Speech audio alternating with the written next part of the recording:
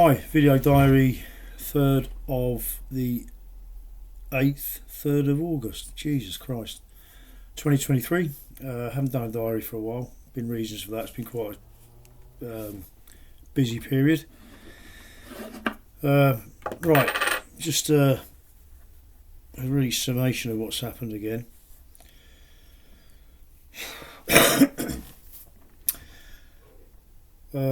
As people may know, my name's John Bosley. I live in Exeter. I've always wanted to live here. Came here in 1983 to attend a local military establishment and spent just under a year there. And fell in love with Exeter and the people. I'd never seen a city so beautiful then, and I'd lived in some Brixton, Streatham, Reading, Hull, and Exeter was very nice compared to that. However, I did hear when I used to come down here, because my former wife is from this area, not from Exeter, from Exmouth, and her family are based in Exmouth, and quite a big, well-established family, own quite a bit of land in the Exeter area. And they used to speak all the time about basically denigrating Exeter City Council and how corrupt they are and how crooked they are. I thought, that can't be that bad. There's corruption everywhere, it goes on. But, well, guys, got to tell you, Exeter City Council, not only are they clearly corrupt, because when I first had this issue and was questioned why a certain thing was being redeveloped the way it was, as close to the only houses that are going to be affected, and move all the apparatus close to the housing. What is really going on here? What is this really about? Because as a builder, I know what hoops you have to jump through, and they did none of it. So what was even more galling was I got involved with saying, well, look, you've got to defend the houses from the noise and potential antisocial behaviour. What are you going to do? These are old people. They're retired. They want to piss about in their gardens and tend their flowers and go to bingo, and they need protection. And the council just came out with bullshit after bullshit, complete crap, absolute bollocks. I mean, I'm not even going to go through it, it's just too insulting. For example, the noise of the activity, which anyone who knows about skateboarding, I used to skateboard as a kid, very badly. It's noisy. When you're clanking about and jumping off the skateboards and then landing back on them, the noise carries all over the place. And again, the place was supposed to be locked at 9:30. It's not. You get joyriders in there skidding about. I mean, I don't really notice now because I've retreated to the farthest point of my property that I can to get away from the noise. But the council are corrupt. Exeter City Council are corrupt. Not all of them. A lot of them are just doing their jobs, but the top people, and they know who they are, they're corrupt. And I'll stand by that, because at first I thought, well, they're just incompetent. They're obviously, a bit silly.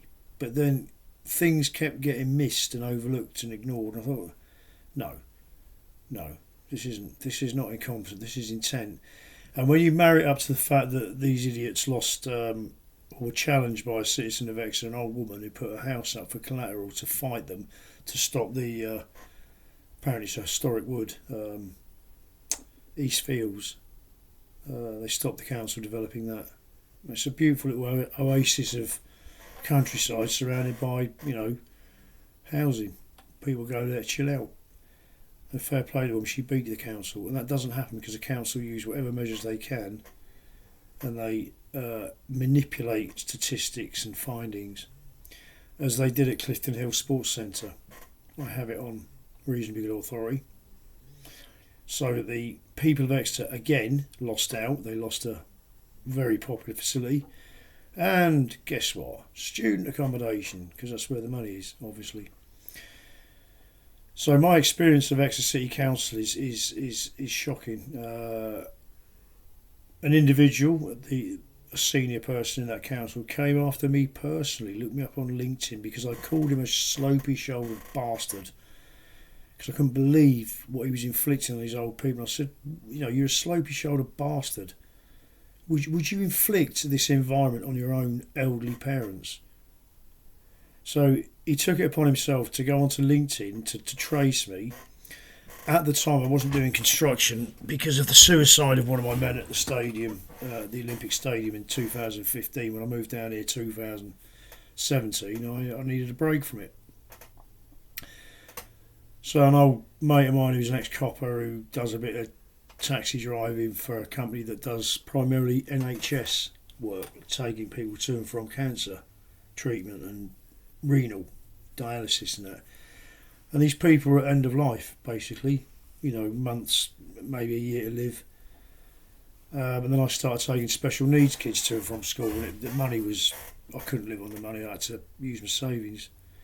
But it was put my feet back on the ground and get my head squared away, because I've lost a lot of friends through suicide, being ex-forces and that, and in my personal life I've lost a lot of friends.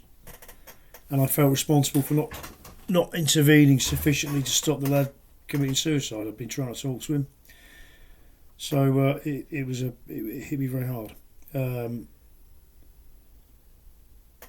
So doing that job, and this geezer that I insulted because he was giving me a load of bollocks, and just insulting my intelligence. How in the name of God, for example, 2 trains passing once an hour for 10 seconds masks the noise of an activity which goes on 24 hours a day now because it's never shut and its advertisers never shut? Doesn't drastically affect me. I just think it's wrong. It's just corruption. Now, what pisses me off is that a guy who I was campaigning with, trying to get a little bit of protection for these people, he had to go and represent this community, this little community here, on his own because the council banned me from their offices and whatever. Took out an injunction on me because I called this bloke a slopey shouldered bastard. And he went on his own, and he said he unlike me, he was an upright, decent, just a decent man, just an ordinary, decent, unassuming bloke,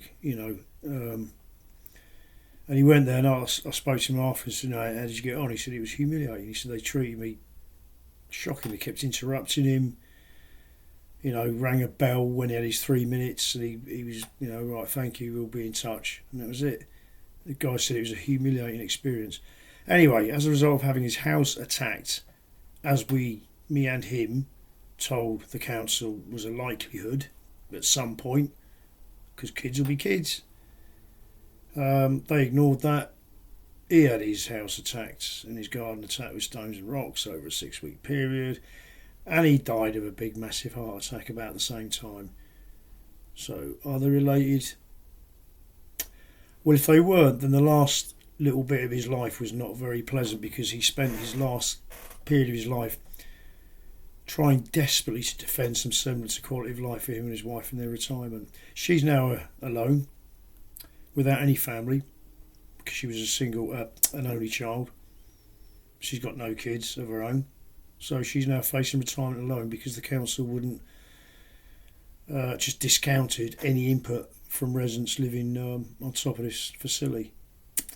So in any other sphere of the world, I suppose, if you like, the civilised world, if that's what this country passes for nowadays, it'd be corporate manslaughter, because in my industry, if somebody pointed out a hazard or a danger or something and I had the powers to mitigate it, as my job as a site manager or project manager, and I failed to do that, and somebody then came to harm, I would be legally culpable, because I had the advice, the issues were pointed out to me, and I chose to ignore them. Somebody got killed or hurt, then the ball stops with me. Why didn't I take steps? Why didn't I do an investigation, look into it, see what could be done to mitigate the danger? That's what the council did not do and refused to do.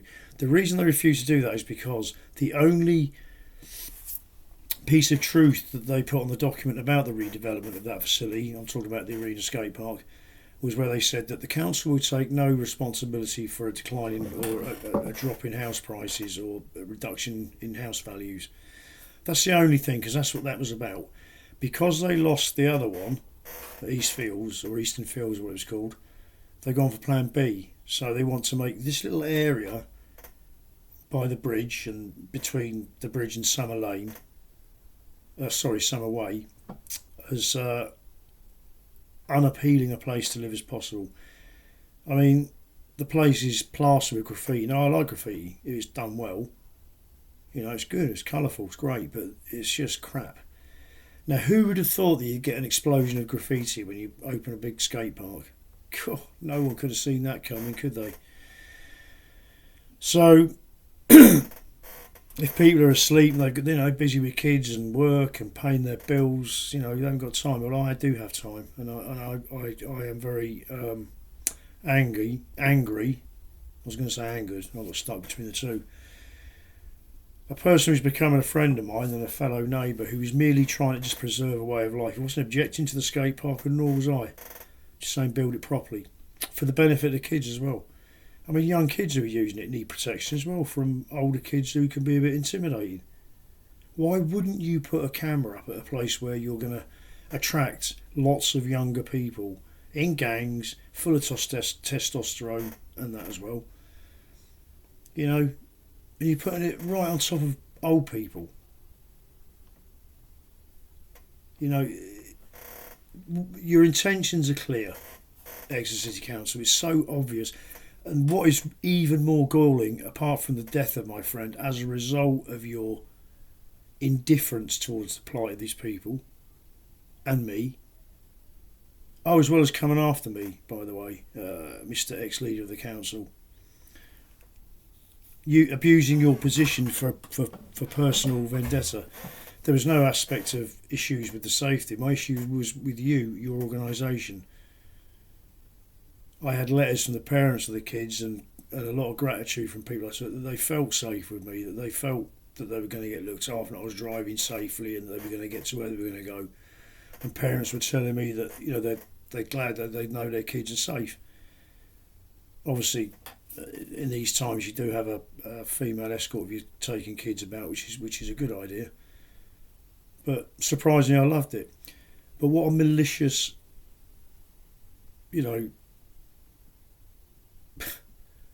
what a small, sad little thing to do,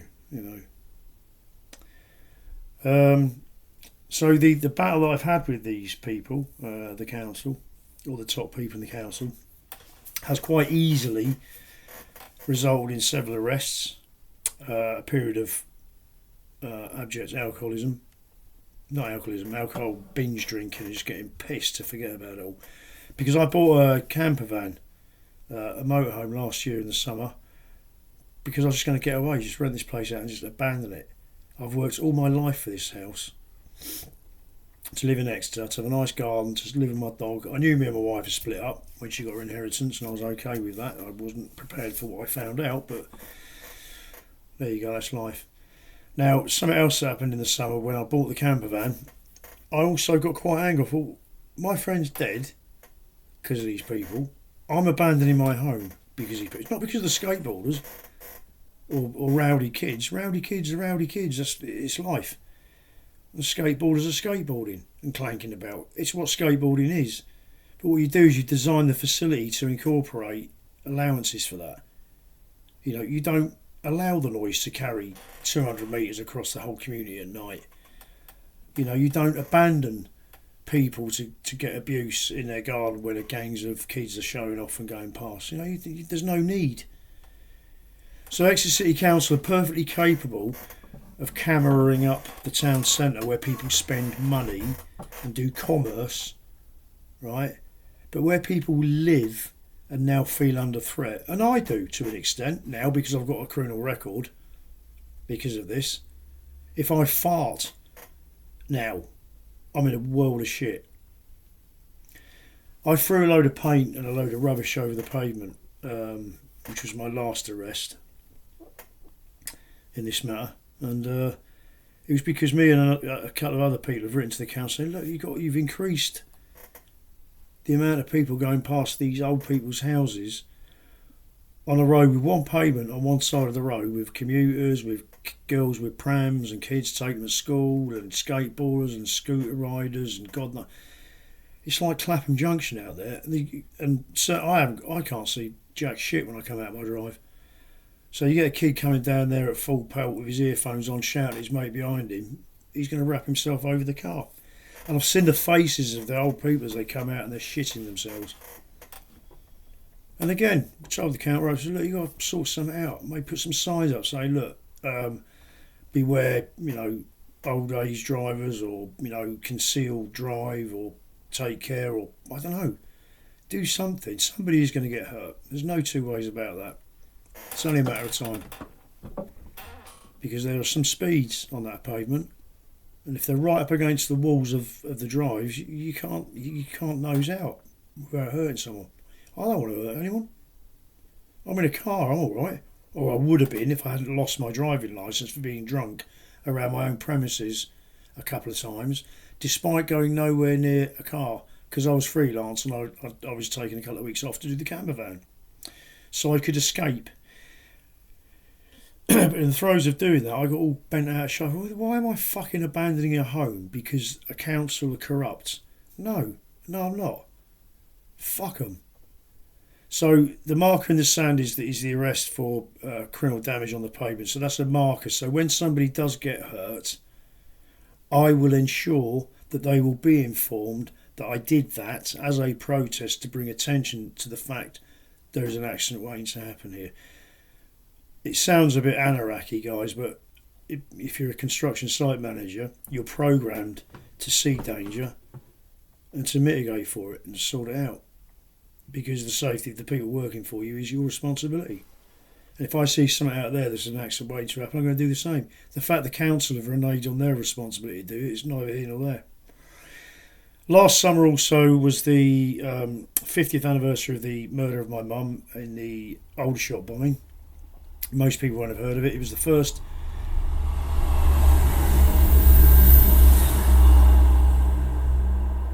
So there you go. That's how long the train goes past for. But the clankety clank in the skate park goes on all the time. So how does that mask the noise? It did for 5 seconds. It's bullshit, isn't it? So my mum was killed in a thing called the Aldershot bombing. She was a single parent. My mum and dad had split up. My dad was in the Paras, my brother was in the Paras. My other two brothers joined the Paras, and I joined the Marines, and then left the Marines and rejoined the Army after getting badly injured as a combat engineer, after spending a year down at Livingston doing the commando training. So the problem is, last year was the 50th anniversary. The event has been airbrushed from history, really. Nobody knows about the Aldershot bombing or remembers it. So 6 civilians were killed and 1 soldier who was a priest, a padre, an officer. So 6 civilians, but it's always been marked as a military, bugles and flags and bullshit. So for the 50th, I don't usually go because I don't need to have an ex-para, no offence to the paras, but stand there and reiterate what happened that day, and where the car bomb was parked and how this bloke ran in and carried this bloke out and this bloke did this, and we know what happened. That's why they assemble there, to remember the fact that a couple of people lost their mum that day, a couple of people lost daughters and friends. So last year I was interviewed by the BBC. I have big misgivings about the validity of the version of events that unfolded, because first of all, the attack was supposed to be in response to the event known as Bloody Sunday, where the Parachute Regiment allegedly shot 14 civil rights marchers. It then became a riot.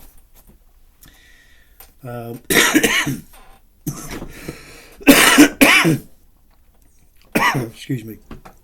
For whatever reason, 14 people were dead at the end of the day. And in 1972, the IRA weren't really coming to the fore. That was the first attack on the UK. Now, what's strange is this. It transpires that the vast majority of the convictions achieved by the British against the IRA in the early days was subsequently overturned as a crock of shit. Yeah, they were often IRA sympathisers or activists or whatever, but that's all they needed to be. So they would just get, fitted up for whatever job the police were trying to find somebody. Now, it begs the question why the Aldershot bombing was never mentioned in relation to the Bloody Sunday inquiry of 12 years. It cost £950 million. Nobody ever mentioned, well, about these 7 people who were killed in the reprisal attack. You know, my brother was so incensed. He was an ex-para. He was so incensed that he ended up having an armed standoff with the police in Streatham with a couple of grenades and a pistol in 1996 when the inquiry had been going on a couple of years. And he went to prison and it screwed him up. He had a good career before that, and they ended up having to do close protection in Iraq and eventually drinking himself to death. So the man who was arrested for parking the car bomb and walking away, unchallenged, unchecked. Oh, and by the way, the guardroom log apparently went missing. The diary of what happens that day apparently went missing, which anybody who's ex-forces knows that is exceptionally rare, and I'd never heard of it before. And for that to coincide with the day of the car bomb is somewhat a bit of a stretch. So a guy was arrested pretty shortly afterwards, although they didn't manage to preempt the attack, although my brother went to pick up some wages in the week before and maintained till his death that he was told he couldn't get in, but he was told that the door was locked because they had a bomb threat. And the guy drove into the barracks, biggest army base, military base in Europe at the time, drove round it, found the Paras base, 16 Para Brigade, drove straight in, parked next to a building curiously occupied by a bunch of civilians having a cup of coffee at dinner time, and walked away. He was a Protestant. That's also very unusual, because the Republican stroke IRA movement are predominantly or almost exclusively Catholic. Now the thing with Mr. Noel Jenkinson, who was charged, was he was a Protestant, for one, and also he did want a united Ireland, in other words the British kicked out, but he wanted it under a socialist, possibly communist government. Now in 1972, the big bogeyman for the British wasn't the IRA, because they hadn't come to prominence. The big bogeyman, as it is today apparently, was Russia and the Cold War. So the last thing the British intelligence wanted was a united Ireland under a communist regime just across the water, because potentially, if it came to fruition, the Russians could then base missiles there or whatever. So they didn't want a united Ireland under socialism, so one reason to get rid of Noel Jenkinson. Why would the IRA want to be involved in getting rid of Noel Jenkinson, if that was the case? Well, what about if he's splitting the support for a united Ireland between standard Sinn Féin, standard government, united Ireland, and a communist government? So he's splitting the support for the Republican movement. Very suspicious. Very suspicious. And there's a lot more besides in the way things have been handled, and the way that a memorial's now been erected 50 years after they were killed. 50 years. And in my opinion, that's only because somebody highlighted it to the developers who bought the land off the army and have built a housing estate there, quite a nice one. Housing association and stuff. And that's where the monument's going to be. And it really shouldn't be a monument to everything military. It should be a monument to the civilians who died, and tip a nod to Captain Weston, who also died. But it shouldn't be reneged in military paraphernalia, certainly not of the parachute regiment. No disrespect to the parachute regiment, but they were involved in the incident at Bloody Sunday that led to, allegedly, the demise of the people killed in the Aldershot bombing. And you'd have to ask where was the security? So for the people that for the organisation that gave rise to the need, if that's the right word, or the desire for a reprisal attack, and then, you know, totally failed in their obligations to protect people in the camp 3 weeks after the biggest event, probably apart from Omagh or Warren Point. But that bloody Sunday was massive when it happened. It went all over the world. The money poured in for the IRA. It was massive. And I've lived with this all my life. My mum being murdered and my brother drinking himself to death. It's wrecked a lot of people's lives. And I firmly believe it's all been based on a lie. Because I've been fortunate enough to travel and meet a lot of people and meet some people way more interested than me that tell me things that have been got up to in various places. And I increasingly believe that if the average Joe knew what was really going on, they would be fucking shocked. Absolutely shocked in everything.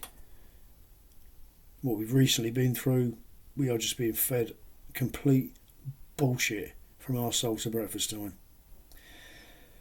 So yes, I lost my shit last year. I'd had enough. Because despite coming from that background and, going from place to place as a kid and suffering quite a lot of negative stuff, that's putting it mildly. Nothing, fortunately, nothing of the real dire sort, but, not fed, not clothed, emotionally abused, physically abused.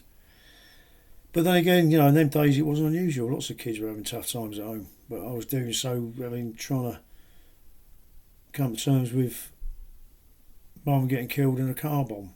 Who the fuck has to deal with that when they're 7 years old? Anyway, still remains that I would have liked to have stayed here. I love this place. But what the Exeter City Council are doing, and the fact they get away with it and they're blatant, they don't even disguise it. They don't even disguise it, don't attempt to. Because they know the ombudsman are supposed to keep an eye on these people. They're all part of the same club. They all drink in the same round table and the Masons Lodge, or all that nonsense. They're all mates. They all look after each other. But where there's a will, there's a way. You just have to change tack. But to anyone who's had interaction with me, and two in particular, one who reshaped my nose and the other one who came and wanted to sell some hardware tools, him and his mate, I didn't want to buy any. I'm not a prick, I'm not a swat, I'm just a bloke who just could not cope with the amount of shit that I was having to deal with. And when I did the interview with the BBC about the bloody the old shop bombing, I got contacted from people on the other side, if you like, on the other side of the divide, and the information I get just keeps confirming what I've always thought since I was 7 years old. I thought the Paras were supermen. My dad and my brother were Paras. I knew everything about them. We lived amongst them. You thought they were supermen because you knew the selection was hard, and they'd been caught out by a bloke driving a car full of explosives into the middle of their base 3 weeks after they shot 14 people dead. Makes no sense. So, because I live on my own through choice, I had nobody to share it with, nobody to sort of keep an eye on me, and I just lost my shit. I don't like backing down. I don't like running away. And I'm nearly 58 years old. I've done all the fighting and rolling about I want to do. I want just a quiet life with my dog, left alone. I don't want kids invading my property. I don't want people screaming and shouting at 2 o'clock in the morning outside my house. Who would? It's not the kids' fault. The kids are being used as a tool, basically, to achieve what the council want, which eventually this will be a big sea of red brick estate with tiny little gardens. Being ad guys, Exeter City Council are a bunch of crooks. Absolute crooks. And they're so confident they don't even bother disguising it. And my mate's dead. Yeah, I could get up and move, and that's what everyone tells me to do, you know, leave, why bother? But you know what? Nah. There's corruption everywhere, but nah, what's happened is wrong. And they'll be held to account. They will be held to account. They have no idea what's coming. Nothing's going to land me in hot water, but they have no idea. Anyway, so kind of directed at people locals who know me and think I'm a lunatic. I'm not. I was just overwhelmed. It was too much. The IRA thing, the mum thing, the brother's death thing. I found out my brother was basically trying to do me harm in the years before he died. In some connection related to my ex-wife. That was and I'm not going to go into that here, but that was a pretty disturbing thing to swallow. So anyway, so I'm not a lunatic. I haven't lost the plot. I just drank too much. I couldn't cope. I didn't have the mental capacity to sort through everything on my own. And the place you go to do it is where you live, where your home is, where all your stuff is, where you feel safe, where you feel comfortable. And I was denied that because of these pricks. You know, leaving or coming into your house is okay, but leaving your house and not know if you're going to do it, be able to get out of your drive without an altercation, without somebody clacking into the side of your car. 9 times out of 10, they're fine if they just miss you or they nearly come a cropper. You know, it's funny. You know, you exchange a laugh and a joke and all that. But you get a bunch of kids who just, you know, with an attitude, and all of a sudden you've got a big fucking argument just to get in and out of your house. It's ridiculous. Anyway. That's that. So I had a lot on my plate. We all do from time to time, but I live a solitary life, and it was too much for me to comprehend on my own. And the dam burst. I just fucking went there and blew up. But I'm all right now. And if people were offended, and if you know, I do appreciate I must have been a complete prick a lot of the time, and I am. Obviously ashamed of that, and I regret it. It's not what I am. It's not who I am. But sometimes, with the best will, I've survived a lot in my life. Trust me, I really have. But you know, just to finally reach somewhere you've been aiming for all your life, and then find out the area that you live in is being manipulated and fucked about by a bunch of little plastic gangsters who just see Exeter as an asset. Fuck the people who live there. Let's make some fucking money out of it. So then we can fuck off and retire to Spain or somewhere in a little villa, and leave the people of Exeter to live with the aftermath. This place is a shambles now, and most cities are now, and that's not an accident. Anyway, much love. I'd appreciate it if locals would try to desist in punching me in the face. I don't intend to be drunk and be a prick anymore, but it was a hard time. And it's still a hard time.